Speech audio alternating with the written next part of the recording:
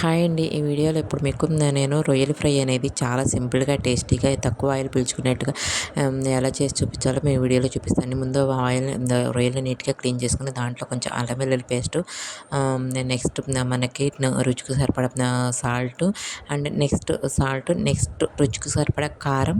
అంటే మనం ఎంత తినగలిగితే అంత కారం. మేము ఎక్కువ తింటాం కాబట్టి నేను ఇక్కడ ఎక్కువ కారం అనేది యాడ్ చేస్తున్నానండి.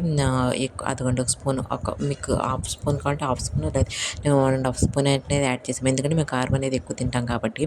నెక్స్ట్ వచ్చేసి ఒక టీ స్పూన్ మిరియాల పొడి, నెక్స్ట్ వచ్చేసి ఒక టీ స్పూన్ జీలకర్ర పొడి, నెక్స్ట్ వచ్చేసి ఒక టీ స్పూన్ ధనియాల పొడి, నెక్స్ట్ వచ్చేసి ఒక టీ స్పూను గరం మసాలా, కొంచెం ఆయిల్ యాడ్ చేసి, కొంచెం ఆయిల్ అండ్ ఇప్పుడు ధనియాల పొడి అనేది నేను యాడ్ చేస్తున్నానండి. తర్వాత కొంచెం ఆయిల్, నెక్స్ట్ ఒక హాఫ్ నిమ్మ చెక్క, నిమ్మకాయలో ఒక హాఫ్ బత్త అనేది మొత్తం యాడ్ చేసి బాగా కలుపుకోవాలండి. ఇక్కడ నేను పసుపు వేయడం మర్చిపోయాను.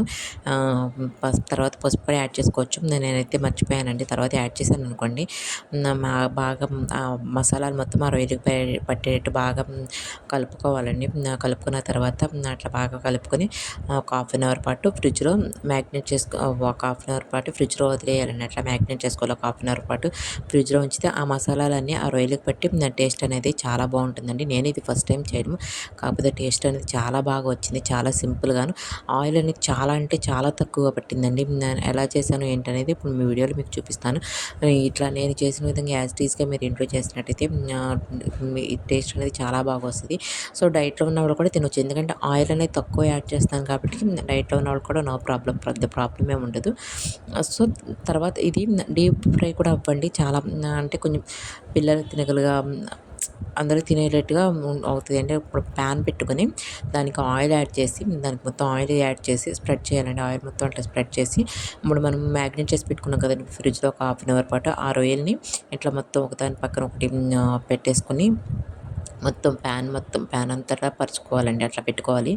అట్లా సదురుకున్న తర్వాత దాన్ని రొటేట్ చేస్తూ ఫ్రై చేసుకుంటూ ఉండాలండి. అంటే ఇప్పుడు మనకి ఎట్లాగంటే కింద పైన అంటే ముందు వెనక మొత్తం అంతా కాల్చుకుంటా అట్లా మధ్య మధ్యలో ఆయిల్ యాడ్ చేసుకుంటా ఫ్రై చేసుకోవాలండి. అదిగోండి అట్లా టర్న్ చేసుకుంటా, అట్లా తిప్పుకుంటా మధ్య మధ్యలో ఆయిల్ యాడ్ చేసుకుంటా ఫ్రై చేసుకోవాలండి. నిజంగా టేస్ట్ అనేది చాలా అంటే చాలా బాగా వచ్చింది. హాఫ్ అన్ అవర్ మ్యాగ్నేట్ చేసి ఉంచడం వల్ల మసాలాలు కూడా రొయ్యలకి అనేది బాగా పట్టింది.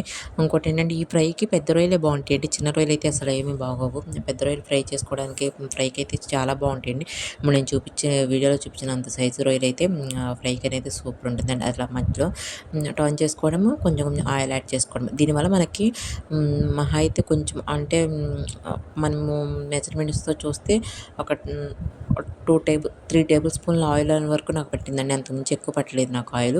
అంటే చాలా తక్కువ ఆయిల్‌తో నేనైతే ఫ్రై చేశానండి. టేస్ట్ అనేది అంటే చాలా బాగా వచ్చింది. అలాగే రొయ్య కూడా చాలా బాగా బాయిల్ అయిందండి. చాలా బాగా బాయిల్ అయింది. చాలా ఈజీగా చేసుకునే రెసిపీ అండి ఇది. మీరు కూడా ఒకసారి ఇంట్లో ట్రై చేసి ఎలా వచ్చిందో నాకు కామెంట్ చేసి చెప్పండి. ఇక్కడ నేను మీకు ఆ రొయ్యని ఇట్లా 2 పార్ట్స్ కింద డివైడ్ చేసుకోవడం నేను చూపిస్తాను. ఎలా మ్యాగ్నేట్ అయింది ఏంటో, ఇది కాలుతుందని చెప్పేసి నేను తర్వాత చూపిద్దామని చెప్పేసి మీకు పక్కన అది కూడా చూడండి. బాగా కుక్ అయింది. బాగా అంటే బాగా కుక్ అయింది. టేస్ట్ కూడా చాలా బాగుంది.